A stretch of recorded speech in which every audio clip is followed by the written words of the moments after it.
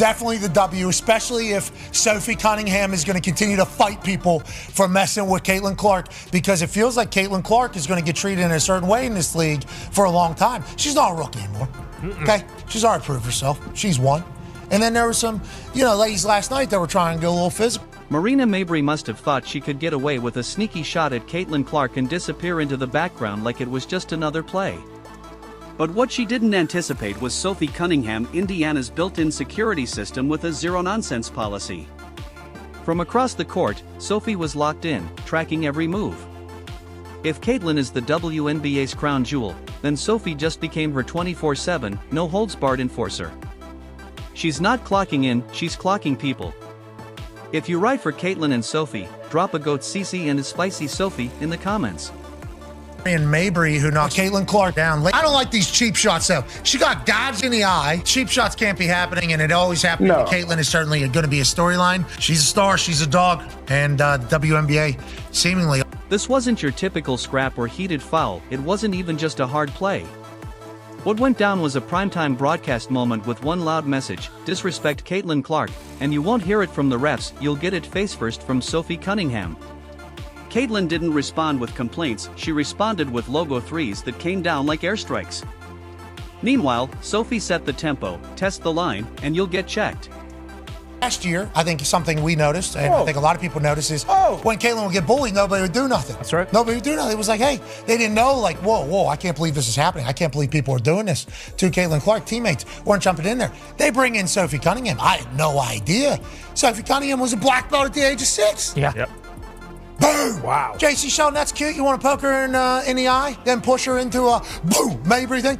Go ahead. I'll take a take foul, and you'll eat the deck a little bit here. And then we'll get out. Let's rewind to where this circus started. JC Sheldon, yes, the one building a personal highlight reel of borderline plays, added another clip by going straight for Caitlin's face. It wasn't subtle. It wasn't basketball. It looked more like an eye test with malice.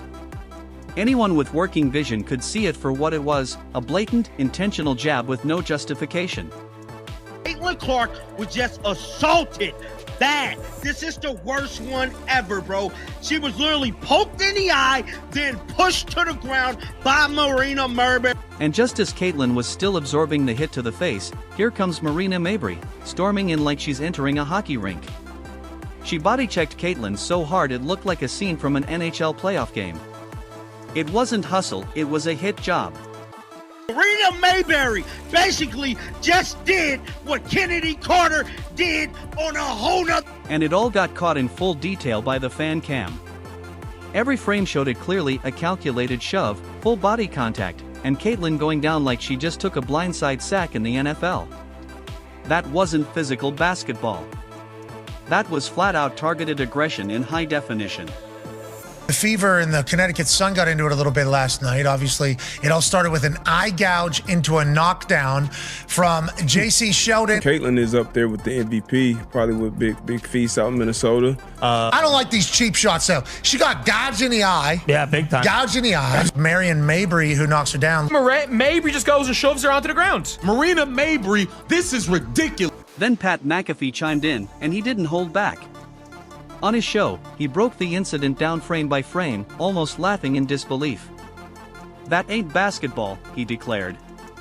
That's straight-up assault on the league's #1 star.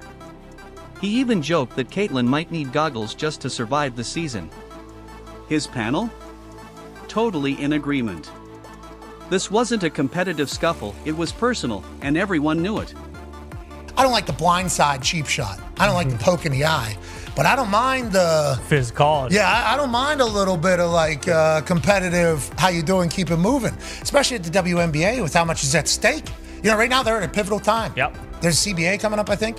I believe there is some sort, because remember they were talking about holding out. Yeah. Oh yeah, that's right. Yeah, so there is some sort, I believe there is a CBA coming up. So it's like there's an opportunity now. What is the pivotal time? It's like having good basketball, good, having cheap shots, not good. If you've been following this season, this isn't new. Caitlin Clark's been eating elbows, shoves, trips, taunts, and body checks at an absurd rate for a rookie. And what did her teammates usually do? Stand there, shrug, and wait for the whistle. Until now. Mind you, JC Sheldon has been hitting Caitlyn in the face all game, fouling all game. The refs don't care. The refs act like their whistles are broke. She's fouling her nonstop again, hits her. This time, Caitlyn had backup. Enter Sophie Cunningham, not just to play ball but to regulate. When Sheldon and Mabrey tried to go WWE on Caitlyn, Sophie didn't wait for a whistle. She exploded. War cry, locked stance, eyes burning, she dared the entire opposing roster to cross the line again. This wasn't an outburst. This was enforcement. As McAfee said, you swing on Caitlyn, you're hitting the hardwood. Sophie's not just a teammate, she's the Fever's enforcer. Every legend had one. MJ had Rodman. Steph has Draymond. Now Caitlyn has Sophie. Sophie Cunningham comes in there too. She was barking the whole time too underneath the hoop at that. When she was grabbing the head. Is that like who she is? She's like an enforcer? Yeah. Yeah, it feels like she was potentially brought in like a James Johnson type role for Tyrese Halliburton. And it's like, thank God. I think this is a good play, not a bad play. You always need some. I don't know if they still call them. You need some goons on your team for sure, especially when you have a star like that. Yeah, when you have the golden goose, just like MJ was, when you had his teammates who would kind of protect him at times when the dirtbag Detroit Pistons had those MJ rules. So this is what the Grace is gonna go through. Candace Parker kind of went through this. She came in the league, but yeah, Caitlyn Clark's gonna continue to deal with it, and Sophie's presence changed everything. Her unshakable energy spread across the floor like wildfire. Suddenly, Indiana's bench wasn't just reacting, they were fired up and ready to brawl. And Caitlyn?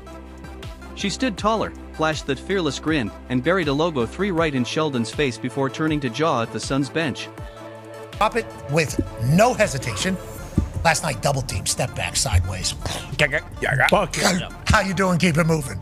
Then how about her to the bench afterwards with a? You like that? Yeah, it was a. You like that, but that last one right here, this is a. Get to it, get to it, get to it.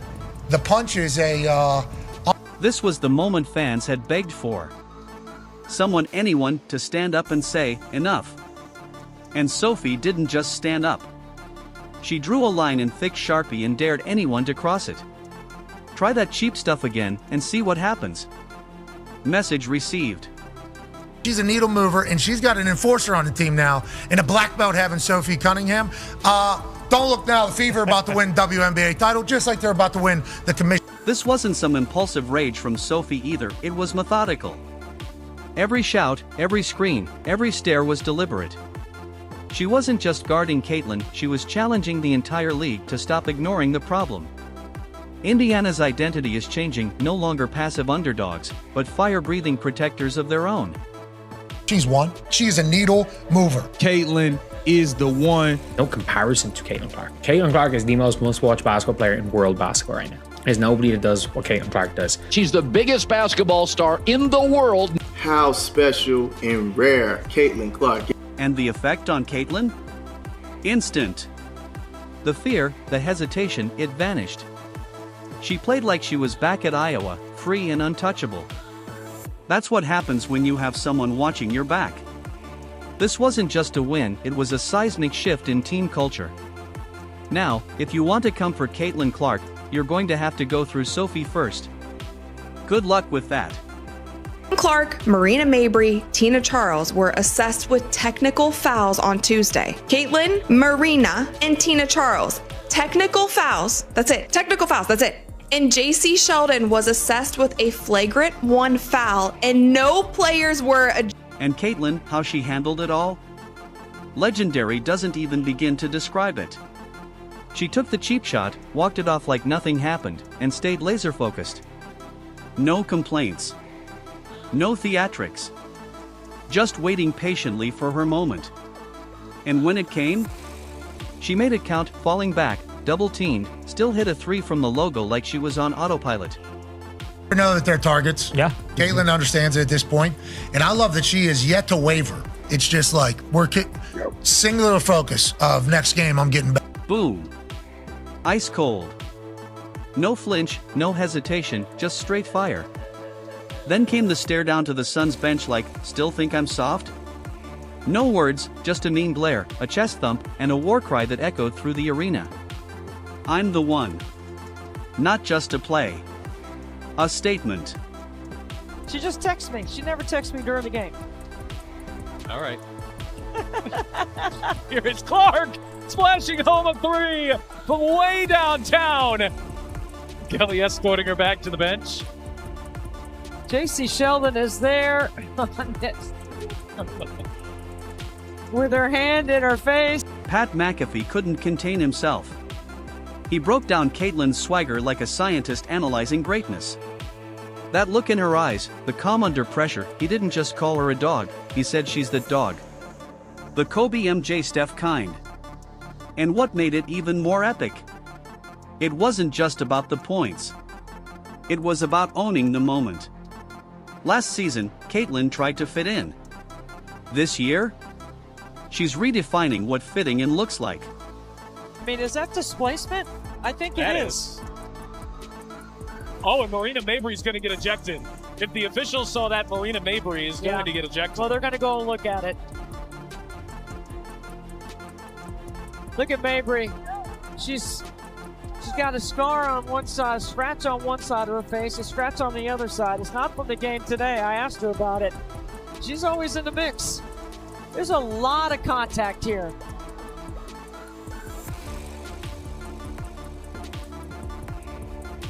There's a scrape across the face.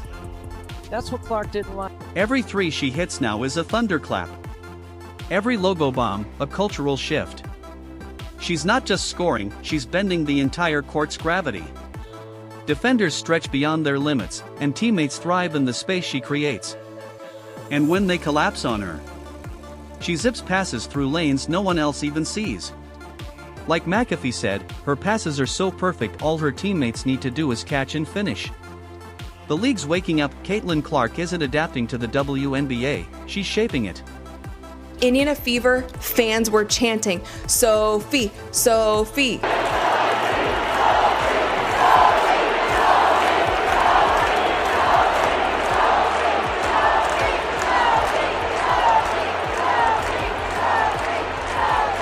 Sophie's jersey is going to sell out tonight. She's going to be in the All-Star game tonight just from this one play because she was standing on business. It wasn't a dirty play. It was an intentional foul and it was meant to send a message. It turned into a scuffle and I don't think anybody wanted that. Let's keep it real, this isn't hype.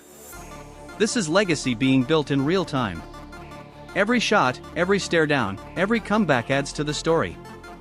And the cheap shots? They're just fuel. Every time someone tries to rattle her, she rises higher. With Sophie beside her, that fire is burning hotter than ever. Mabrey and Sheldon thought they'd shake Caitlin, but they only lit the match. And Caitlin? She responded with daggers. And Sophie? She made sure the whole league heard the warning. The officials don't get control of the ball game when they allow that stuff to happen, and it's been happening all season long. All season long. It's not just this game, it's been happening all season long. This is what happens, right? This is what happens. You've got competitive women who are the best in the world at what they do, right? And when you allow them to play physical and you allow these things to happen, they're going to compete and they're going to have their teammates' backs. It's exactly what you expect, right? Out of fierce competition. So I started talking to the officials in the first quarter, and we knew this was going to happen. You could tell it was going to happen. So they got to get control of it. They got to be. This isn't the same Caitlin Clark who walked into the league last season smiling and polite.